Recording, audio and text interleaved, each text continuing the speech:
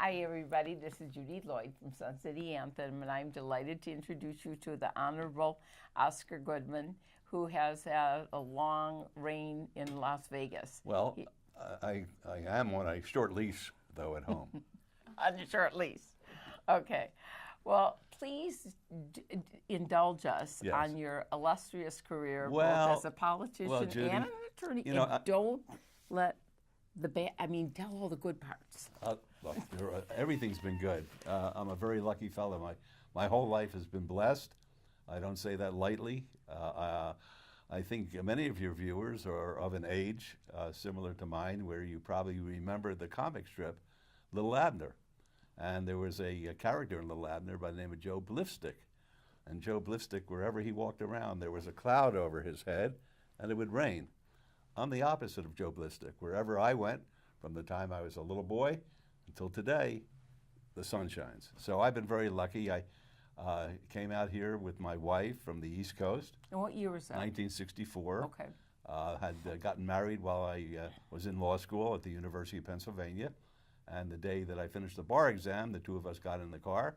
We drove across the desert, stopped at the top, and saw a couple of twinkling lights out there. And she said, "Where have you brought me?" And I said, "To the land of milk and honey." She says, "I knew it. My parents were right. I should never have married you." And that's the way we started. And we got ourselves an apartment at 713 East Sahara. It was an unusual apartment. When we lived in Philadelphia while I was going to school, we had, it was a very bad neighborhood. It really was. Not King of Prussia? No, that's where TV Guide is located. I know, I lived there. Okay, well, that was a nice area out there. No, ours was Center City, and it was a rough area. As a matter of fact, Carolyn was working, and at the end of each workday, she would take the bus up to the street where we lived, and I would actually have to leave my books, go down and make sure I was with her for the half block that she had to walk. That's how bad it was. And gunshots during the summer, you heard that all the time in the neighborhood. And she said, the one thing I really would like is when we get to Las Vegas, if we could live in a nice place. And that's what we did. We lived in this very nice apartment complex. It was 2 stories. Each apartment was 2 stories. Okay. With a little patio up front. And it's interesting because she says, this is a great place. You'll be able to start building up a clientele when you get your license out in Nevada. You'll have nice people who are living on either side of us and across the street. And I saw a woman who lived right across the street. She was walking her poodle. Turns out she was a prostitute, and Carolyn was right. It started my practice, and not with prostitution, but representing folks in criminal cases. And my practice fortunately took off very, very nicely. And by accident, I became the attorney for the mob. That's what they say. Reputed mobsters. It was a happenstance. I certainly wasn't sent out here by the mob. We arrived here with $87 in our collective pockets, and So poor Carolyn didn't get her, she got the white apartment. picket No, fence not- and, oh, and not no then. crime. No. She ended up. Don't worry about Carolyn. Carolyn could take care of herself. But Carolyn, she got a job. I was working as a clerk in the DA's office here. Huh, okay. They only gave the bar exam once a year out here, and it was given in July, and we arrived in August. So I had to wait an entire year, and I was a clerk. She got a job at the Riviera. She was in advertising and publicity.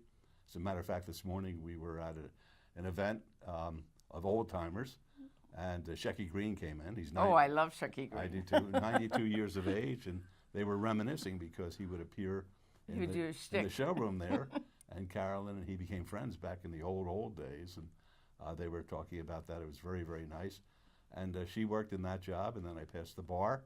Got very, very lucky because the first case I had, by luck, I won it.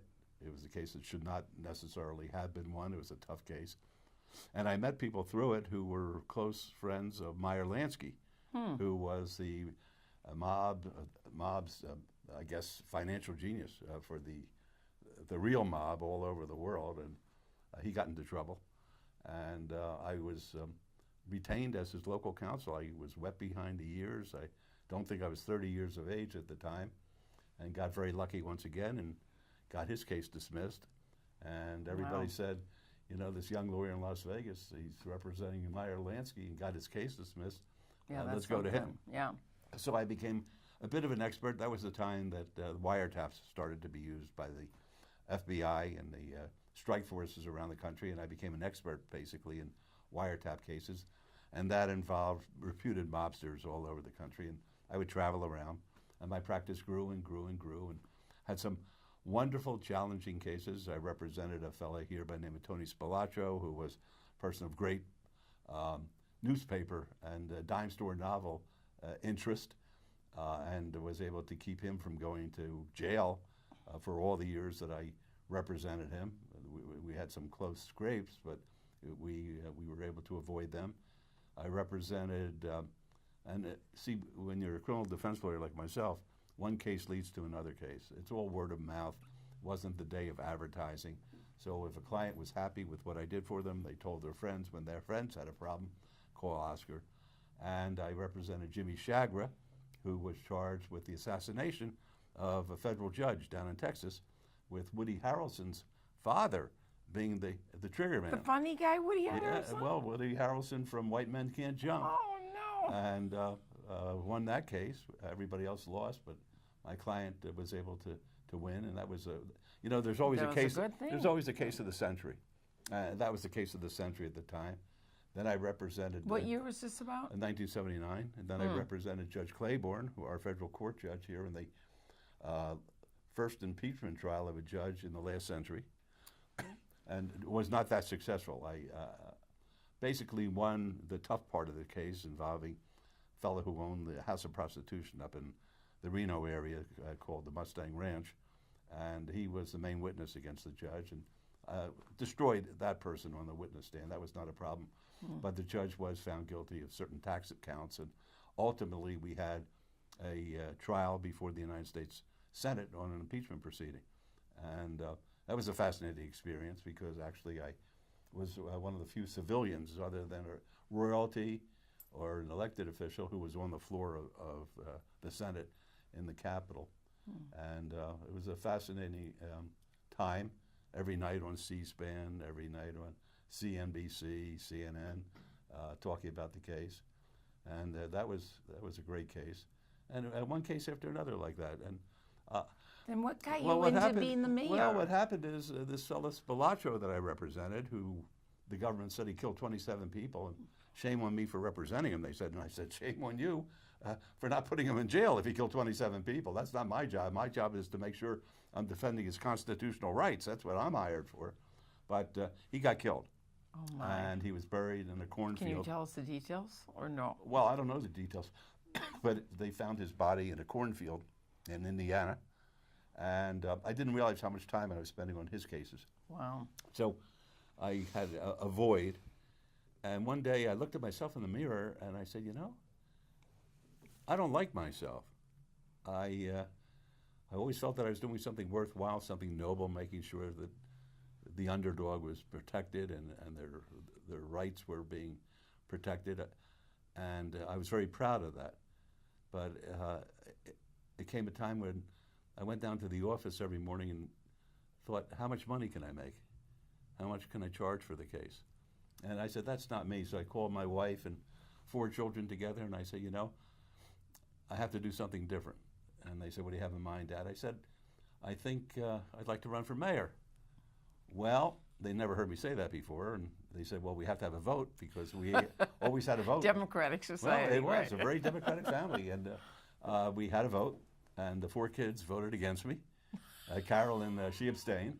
I said, why? They said, Dad, there's no way you can win. You have more baggage than the Skycaps out at McCarran. I said, not true.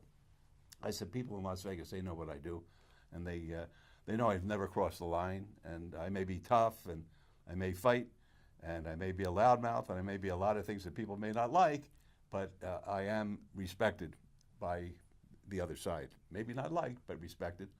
And I ran, and the Stinking Review Journal, got no use for that stinking The newspaper. Stinking Review Journal. I have Are no you use- talking about the Las Vegas? Yes, the Las Vegas. I don't think, God, there can't be 2 review journals in the world. The Stinking Review Journal, their headline, Wait, do they know you're talking like this? I hope they do. I'm talking on TV, aren't I? Yes. No, I don't like the Review Journal at all. And if anybody likes it, you shouldn't. Talking about fake news. Their their editorial, when I filed, you know what it said? And you wouldn't like him either. Anybody but Oscar for mayor. Can you imagine getting involved in politics? That's Yeah, the first. that's pretty I tough. file on a That's Friday, pretty and tough. that's in the Sunday newspaper. So, they used to say he calls himself the happiest mayor in the universe. You know why? After I saw that, I realized that the Review Journal has this contest, the best of this, the worst of that, and I get a phone call after I'm elected, and they say, you've been voted for something in the contest. Will you come to our dinner? So I said, as long as I don't have to sit Free with, dinner. Yeah. I said, as long as I don't have to sit with any of you people. So I went there, and Didn't say that. I sure did, and I'm sitting by myself, and I had my gin, and I'm feeling no pain. And they say, and the best politician voted by the people, Oscar Goodman. So I sobered up real fast and walked up, and I looked out at all these Review Journal people, and with their little tuxes and everything, and I had nothing but disdain, and looked out there, and I said, today I consider myself, and it wasn't Lou Gehrig's statement, but the luckiest guy in the world. I'm the happiest mayor in the world. I said, except one thing. Only one bad thing happened since I've been the mayor, and that is when I was elected, I had 2 little doggies at home. And now we have only one, and I don't know what to do with the other half of the paper. Now, what kind of doggies? Little schnauzers. Okay. Yeah, okay, nice little cute. schnauzers. Cute. Yep. We have our granddog is there now. She stays with us now. It's interesting. I got the pleasure of interviewing the CEO of the Mob Museum, which He's very good. you started. Jonathan Ullman, yep. So how did that all come to be? Well, I'll tell you something. The day I'm elected the mayor, before I took care of my movie career, that was the first thing I did. Oh, yeah, you didn't tell us I'll about the tell you movie about my theater. movie career, Yeah. but that was the first thing I did. The day I'm elected, I get sworn in, and I go up to the 10th floor where the mayor's office was, and I look out the window, and there's this old U.S. courtdoors and post office Yeah. building, which is about a block from the old city We hall. went there. We right. were, well, And I said, what's doing with the post office building? Is it used for anything? And they said, well, check it out. And they called up the GSA, which is the government office that manages all federal property up in San Francisco, and said, what's the story with the old post office in Las Vegas? They said, it's surplus. And I said, what does that mean? They said, well, you could buy it. I said, okay, how much do you want for it? They said, $1. But there were 2 conditions. One, it had to be restored to its original Historical, condition. yeah. I mean, everything just right to the point, which was consistent with what I wanted. I always resented the fact in Las Vegas that we implode our history, and I wanted to preserve the old buildings, and this was one that deserved to be preserved. And the second condition was it had to be used for museum purposes. Well, when I grew up, my parents were very educated, and they loved culture, and they would actually use the Philadelphia Art Museum as my babysitter which on is Saturday. a great place, They yeah. would drive me down there, drop me off, and pick me up 5 hours later, and I would go in. They had a great collection of knight armor and maces and jousting things, and I just loved going down there. Excuse me, what's a mace? A mace is like a round ball with little spikes in it that you hit somebody on the head with. Oh, that sounds That's lovely. Well, that's Yeah. the way they used to fight in those days. I love art. I love fine art. But I said to myself, an art museum will never make it down here. They had these wonderful exhibits taking place on the Strip at the different hotel casinos, and nobody went. So you wanted blood, gory. No, and I wanted something that which would bring people downtown. the electric chair. I was sitting in Okay, it. well, I'm not going to say what I was thinking, but that's all right. So I'm thinking to myself, the fine art isn't going to make it here. I love porcelain. I love sculpture. Mm-hmm. But no one's going to come downtown. And downtown was suffering.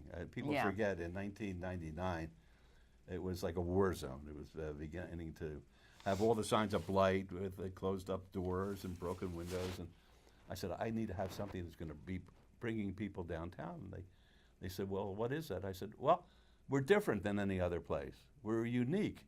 We were born from the mob. That's Nope, true. nobody else could That's say true. that. I said, It's true. let's have a mob museum. Well, there were certain people in the community who said, this guy's nuts. A mob museum? I was pretty shocked to go in well, there. They're saying a mob museum.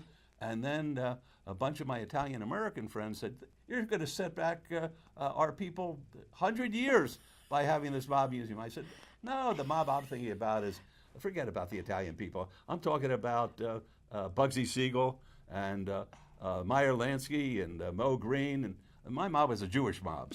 And that's what I was thinking. I wasn't trying to offend anybody. So they said, well, we don't want a mob museum. I said, what is everybody so excited about?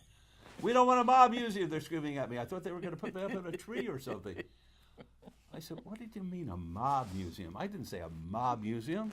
I said a mop museum. I want vacuum cleaners and brooms, and that's what I want in my museum. So I made them laugh a little bit. And then I was brilliant. I don't usually tell everybody I'm brilliant, but I was brilliant. No, I know you were there because I saw that place the and I most- was scared. Most brilliant move I ever made.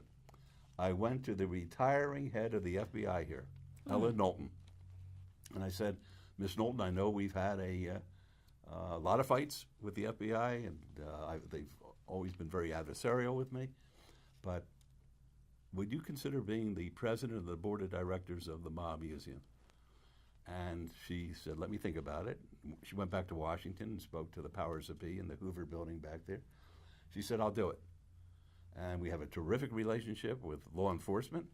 As a matter of fact, it's now called the National Museum of Organized Crime and Law Enforcement. So it's very balanced. We have some wonderful exhibits there now yeah. where you can actually go in and there's one exhibit where it's interactive Yeah, with the saw guns. Yep. And we have I held one of those. okay. And we got a CSI where they do like autopsies, and it's fascinating. It is. And they talk about DNA. And you hired a wonderful CEO. Yeah, Jonathan, he's background. great. Yep. Jonathan is terrific. He's done a phenomenal job. Yes, and I know you're on their board. Or? I'm the only permanent member of the board. I They see. voted that, and they were kind enough to name the boardroom after me, which I is noticed very that. nice. Yes. So I like that. Yeah. And I'm very active. As a matter of fact, in the month of October, Jonathan has asked me to go down on Tuesday evenings. We're trying to decide whether it be from 4:30 to 6:30 or 5 to 7, and go to the Speakeasy there, and just drink.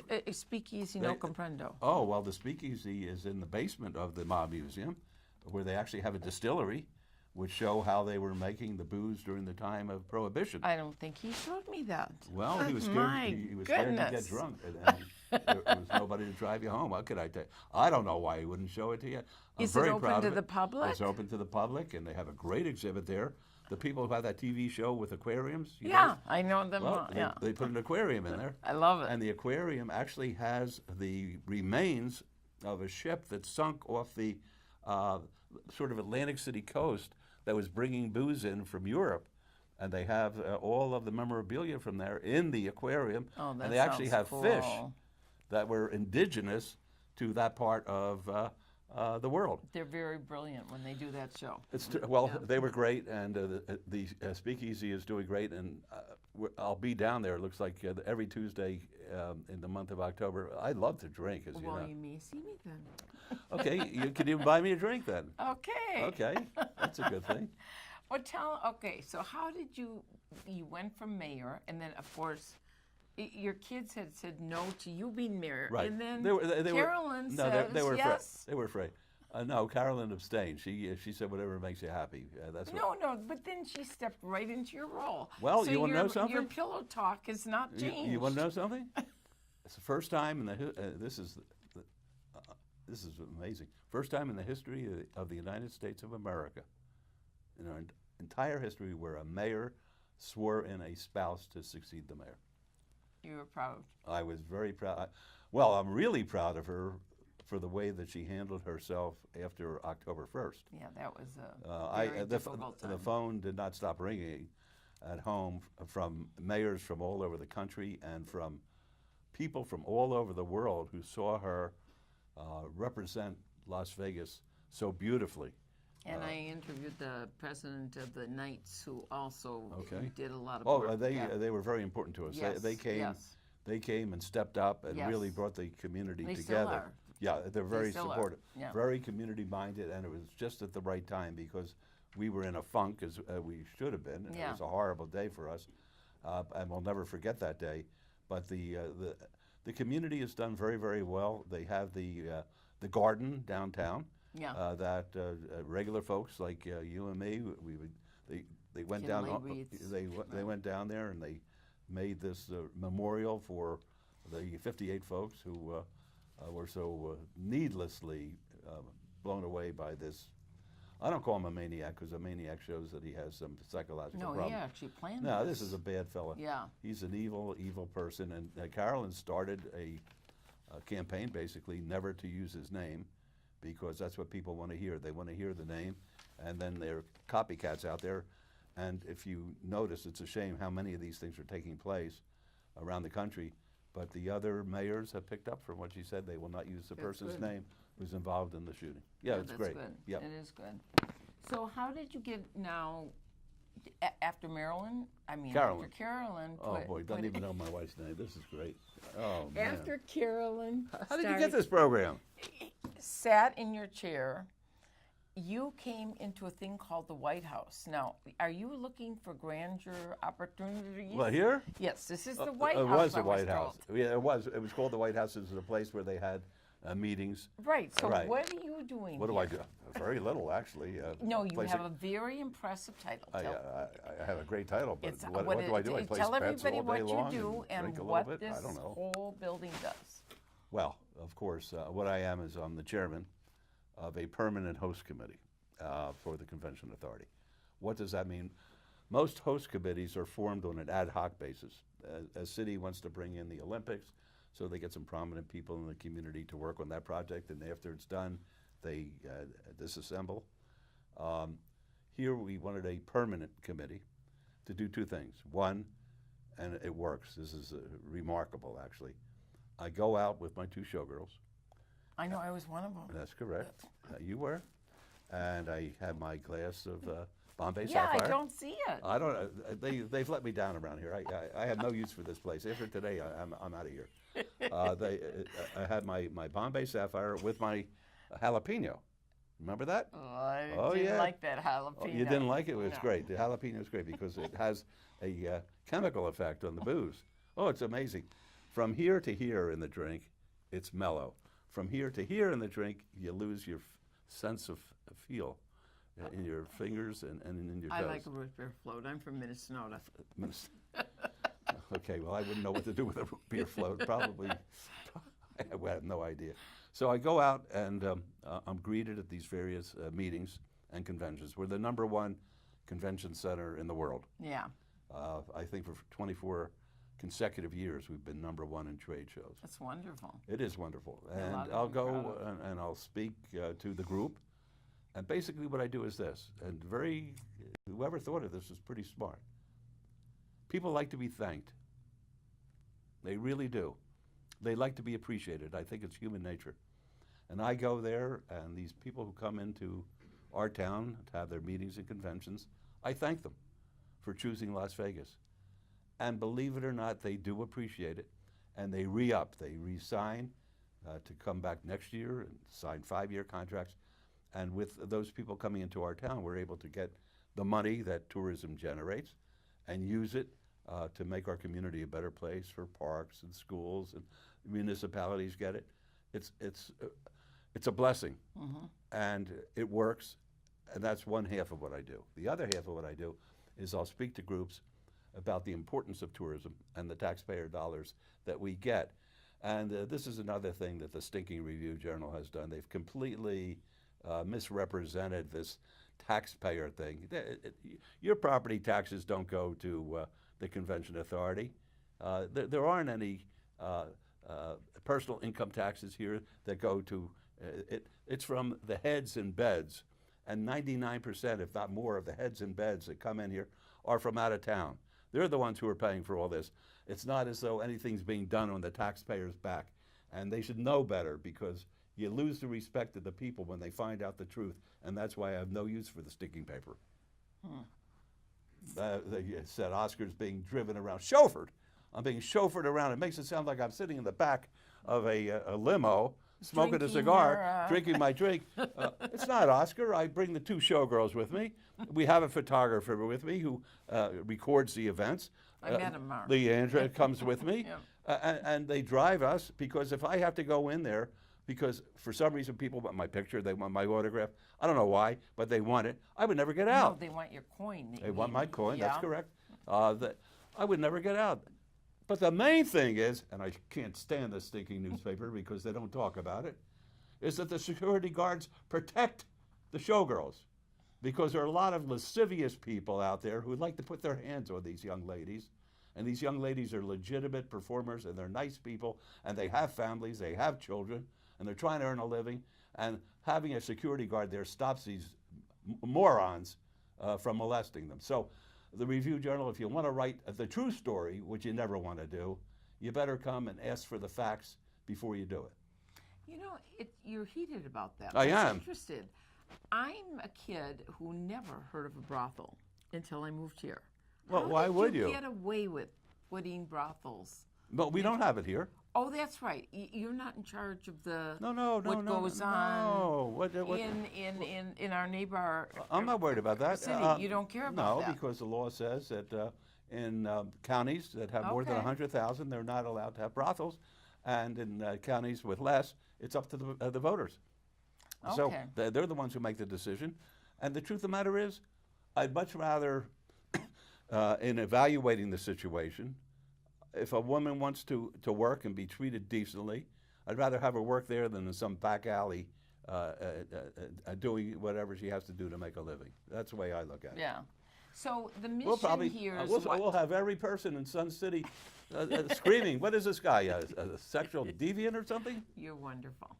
So tell us the mission of this new I just told you. project in Well- terms of, and how are you going to spearhead it to go forward? Well, I mean, are you the going ma- to still say what stays in Vegas goes in Vegas? I think it's a great. You have to remember where that comes from. Yeah, After 9/11, people forget yeah. the rotten hotels laid off 30,000 employees the day after. And they said it was because people weren't coming here. I say it's because they were trying to make their bottom line better for their shareholders. I'm not saying I'm right. I'm not saying they're right or who's wrong. But this town was suffering. And the Convention Authority came up with a slogan. And basically it was to tell people, look, 9/11 is the worst thing that ever happened to the United States of America. We were attacked on our own soil. Horrible. But Las Vegas is a place where you can come and try to get away from the horror and the fact that the country suffered this. Come to Las Vegas, put your woes and cares away, and then go back home and start worrying again. And that's basically where that slogan came from. What happens here stays here. And then the Prince Charlie, he has to come here. And Oh, whatever, he came? Yeah, whatever I happened to him missed did that not stay day. in Las Vegas. That's the problem. I like him. I do too. He's a nice little fella. We all like the Royals. I like the this is Royals. Great. Okay, so how do you think you're doing in your mission and trying to promote this as the place, the final destination for all Look, conventions to come? Las Vegas is the best place in the world. It's the best place. We have wonderful weather. Any hotel is within 15 minutes of the airport. I don't think any major city can ever say that about their rooms being convenient. We have 155,000 rooms where people can come and stay and have a first-class meal at a reasonable price, where they can see a show after they're through doing their serious work. This is all, it's great. I mean, we are made for conventions. That's our business.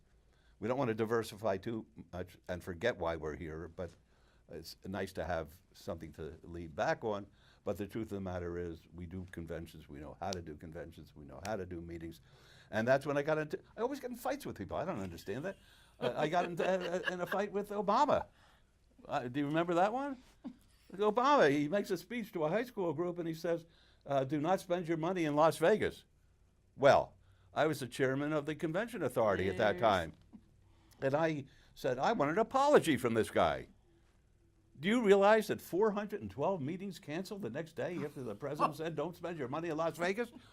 One company, these geniuses, they bought out of a contract for $700,000 to go to San Francisco and have their convention. There's nothing to do in San Francisco. They got a bridge you can't even see in the fog. Okay, the rooms cost 10 times as much as they do in Las Vegas. You can't get a decent restaurant like Las Vegas has. So yeah, And now the Raiders are coming here. the Raiders are coming here. They're not the dumbest people in the world, are they? No. But the president and myself, we had a real fight with each other. Wow. Did you ever make up? No, because he didn't do what he said he was going to do. And I said he's a slow learner.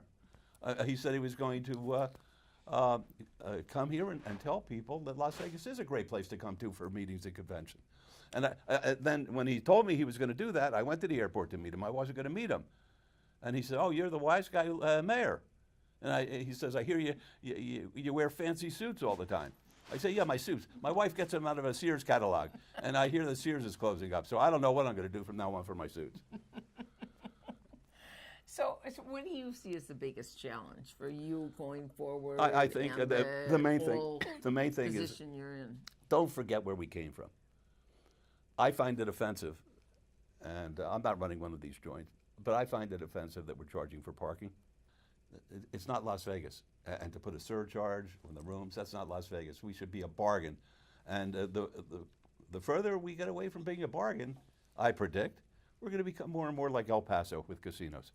We're going to lose the glamour, the grandeur, what people think Las Vegas should be. The glamour. The glamour. Oh boy, you could. Oh, I'm not going to start. I was going to say, there's a lot of jobs available to you if you take that, Bella. Okay, so what are you spearheading now? What is your things you're pushing? Here? Yeah. Basically keep on doing the same thing, be the cheerleader, go out and thank the people, try to explain that we have to keep on reinventing ourselves, we have to keep on creating the bargain. Very, very important. If we forget that, we're going to be in real trouble. You wrote a book. I you did. were in a movie. Movies? Of them. Movies? 2 of them? 3 of them? Oh, Tell geez. us about that. Well, that's the reason I ran for mayor. Are we going to get to see this book? Oh, it's called Being Oscar, from mob lawyer to mayor of Las Vegas. Okay. I think it sells so fast. We still have it down at Oscar's Steakhouse down at the Plaza. But hard to find it. I think Barnes & Noble still has some. But it sells out How whenever much they did it bring. go for? Oh, no, I got paid a long time ago, so I really don't care. But When did you write it? in 2013. Okay. And I was in the movie Casino, played myself, starred with De Niro and Pesci and Sharon. Did they pay you? Oh, very nicely. Not only did they pay me nicely, I still get the residuals. Oh my! Oh yeah. goodness. So every I'm time we turn 25, on Casino, 20, I make 13 cents. oh, I'm so impressed. Oh, it's the best. I just got a check for $500. I could show it to you. Oh, My this is casino very- check. It's great. What do you do? Frame it or? Well, don't I spend it very quickly. But You got 4 kids. my mother calls me up. I saw your movie, she says. I said, what do you think, Mom? She says, it's a good thing you're a lawyer. Is your mom still alive? No, she passed away. Yeah, but at 93, she had a great life. That's wonderful. Yeah, she's a wonderful woman. And sharp as a tack and exercised. I mean, she actually died exercising for all intents and You've purposes. been working out and doing stuff. Well, I need muscles. Yeah, my wife expects that. She wants me to be in good shape. What can I tell you? But I wasn't getting any more parts. So I said, that's the reason I really wanted to run for mayor. Because, in order to make a movie in Las You wanted Vegas, to be in Hollywood. no, you have to have a permit. Oh. And I figured that if somebody wants to make a movie, if I'm the mayor, I can insist that I get a part if they get a permit. So I went up to our permitting department. I said to the lady, I said, I have an instruction for you. This is the day I'm elected. She said, what can I do for you, sir? I said, if somebody wants to make a movie and applying for a permit, they have to give me a part. She said, you can't do that. I said, I can. I'm the mayor. Now, if people are taking me seriously here, they're going to start pulling their hair out. This is just a nice little story I'm telling you here. So Jackie Chan comes up, and 2 weeks later, my secretary says, guess who's here? I said, who's here? She says, Jackie Chan. I said, send the gentleman in. Jackie Chan comes in. He says, I can't believe what I just heard, Mr. Mayor. I said, what's that, sir? He said, in order for us to make Rush Hour 2 in Las Vegas, you have to have a part? I said, absolutely. Great part. It's at the Desert Inn, which isn't here anymore, imploded. They made it into an Asian-type motif. I'm with Alan King, Chris Tucker, and Jackie Chan. Great cutting room floor. Got on the phone. I said, Chan, do you know who I am? He said, yeah, you're the mayor of Las Vegas. I said, no, who I really am. I said, do you understand that I represented the mob here? And I didn't like being put on the cutting room floor. You'll never make Rush Hour 3 as long as I'm the mayor. I scared him so much I am in the DVD. So, They yeah, put took me in the, it off the yeah, floor they and took, put put it me back in the DVD. That's So, good. then there's another one, Ocean's 11, the sequel. Yeah. Great scene, MGM. Danny Gans, Wayne Newton, Siegfried and Roy, me, cutting room floor. So I went to our city attorney and I said, you know, a fraud is being perpetrated upon the people of Las Vegas. They say they're going to give me a part. We give them a permit. I end up on the cutting room floor. He says, what do you want, Mayor? I said, I want an airtight contract that if, in fact, they do that, I can enjoin the movie from being shown. He said, you can't do that. I said, I can. I'm the mayor. Next movie comes to town. It's called Angel Blade. Don't know that Well, one. most people don't know it. They told me it was going to be an exotic thriller. It turns out it's an erotic thriller, and I am in that movie. With your clothes on or your clothes I'm off? not telling you, I'm not allowed to watch it. Can't even have it in the house. The wife has. Your kids are allowed to see it? My kids don't even know I exist. No, absolutely not. My wife has buried this Angel Blade. It's a shame. It's a horrible thing. But you got paid. I get paid for everything. Just marvelous. When am I going to get paid for this interview? Yeah, exactly. Right. We pay so much here. Okay. So I know all okay. the people who are watching this are rich. So I know that. So the last question I want to ask you. This is over already? Almost. What, you want to keep talking? I love it. You're one of the best interviewers I've ever babbled on for. Oh, and you just you keep saying that, yeah. Okay, so when you're not doing all of this stuff, What am I doing? I'm betting. I'm drinking. okay, you've got a wife, 4 A children. wife who I love more than life itself. 56 I can years. Imagine. And what, No, what 56 kids do you years. have? What kids do you have? We have 4 children. Yeah. The oldest, you do he's wonderful. They're all wonderful, but he's a doctor with comprehensive cancer. He's an oncologist, and he's also not only a clinician, which is loved by his patients, but is also a research guy. And That's hopefully, wonderful. hopefully, he's so smart and he works so hard. Hopefully, he'll be the one who's going to cure cancer. I really, in my heart, believe that. God, I will love you. I just lost my Well, uh, they're making phenomenal strides. cousin yesterday. So I'm sorry. yeah. But he worked so hard, and I think something good is going to come out of it. My middle boy, he was in the Marine Corps. He's a lawyer, and has a great practice. Taking after you. Well, he's a little different kind of guy. Ross is he's a very, very good guy, and he's not only an excellent lawyer. Just won a case for one of these UFC champions, and got him able to wrestle or fight again, whatever these guys do. It's a big win in court, and he's also involved in the marijuana, the medical marijuana and the recreational marijuana Which businesses. when I passed coming here, I saw Well, his there's company- a humongous No, place his just company, down the block right? here Well, you his can go. company, they're the first ones in the country who have replaced alcohol with marijuana in beer. It's called Two Roots, and they say no, really, and it's sold over at his place off of Paradise and Sahara. Relief. I'm going to get Ross. This is I want a too piece of funny. the action. I'm This giving you a is little, too funny. giving you a little publicity here. Relief. And So then you're okay with all this? I'm the okay with changes, I'm all these okay with everything. changes? As long as somebody doesn't hurt anybody, they can do whatever they want. As far as I'm concerned, life is too short. Let me get through with my children though. And my Oh, yes, my please. third boy, is a judge. He's a justice Oh, of the my, peace. Yeah, okay. very very smart young lawyer. Went to my law school, and my daughter is probably Wait, went to your law school? Did you University of go to Pennsylvania. Oh, okay, not UNLV. No, Okay. University of Pennsylvania, because we lived back Right, east at the sure. time. But my daughter's very special as well. She's the family therapist in the burn and trauma unit at UMC. And you talk about hard work and tough work. That's a hard job. This yeah. young lady puts in a day's work, and at the end, she's exhausted. No, she's so happy with Really? helping these people. It takes a special kind of person. I don't think I could ever do that, but she works with these people, actually takes them to camp during the summertime, and says, Dad, they're so happy that they're able to have a normal existence when there aren't people who are looking at them and pointing at them. She says, I feel so good that I'm able to do that. So I give her all the credit in the world. And then, of course, Carolyn, in my opinion, is a great mayor. She was an educator here. She founded the Meadow School, was the head of the Meadow School for 26 years. And she's something. She's the best. She is. She I is. gotta I'm the say luckiest that. guy. I'm the luckiest guy in the world. I wouldn't trade a moment. I enjoyed meeting her, so I couldn't wait to meet you. Well, you know, I'm different. I'm different. It's like people say about my doctor son. He says he's so different from you. I said, what, you want a doctor who's half nuts?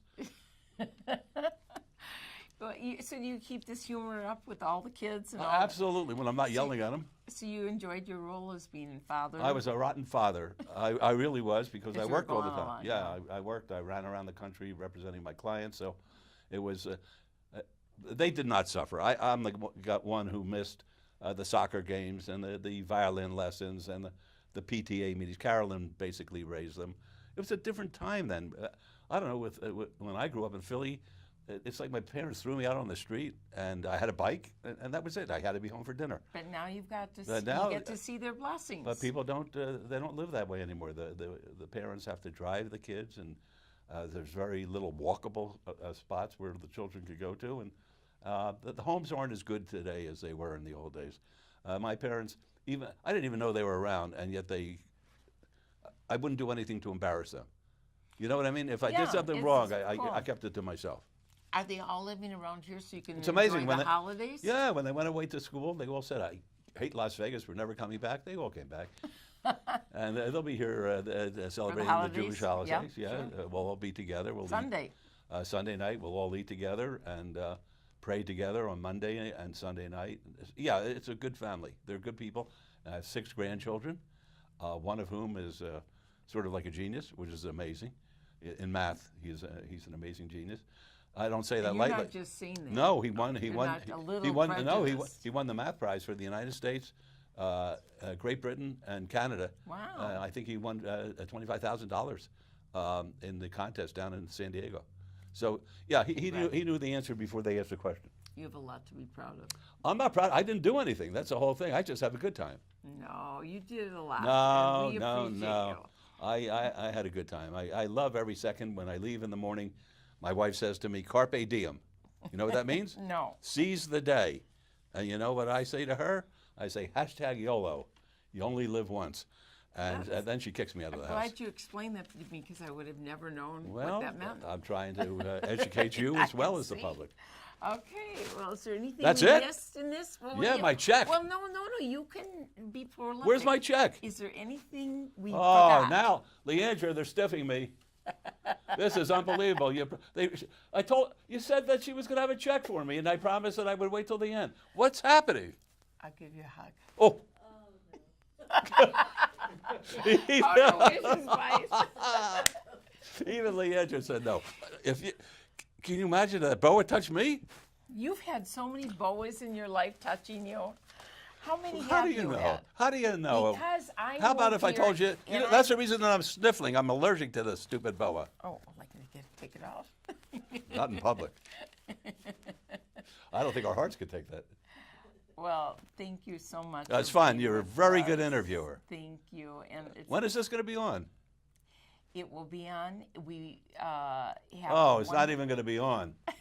No, it's going to be on. We'll let you know the date and the time, and you'll get to see it endlessly. Plus, Are you able to see it like we'll on a give regular you TV, a or do you have to flash live? drive so you can use it eternally. I don't know how to use a flash drive. That's my problem. Then we'll send it to you via a link. I don't know how to use links. I'm computer illiterate. We'll put it on a disc, I don't know what a disc is. and the Pope is Jewish. Do me a favor, will you? Talk to Leandra. She knows all that stuff. That's the reason I'm working here. Very Somebody good. has to do it for me. My wife doesn't talk to me. Thank you for coming. This is Judy Loy saying thank you for. She can't even enjoying talk. Forget about Judy Lloyd. Sun City Anthem TV.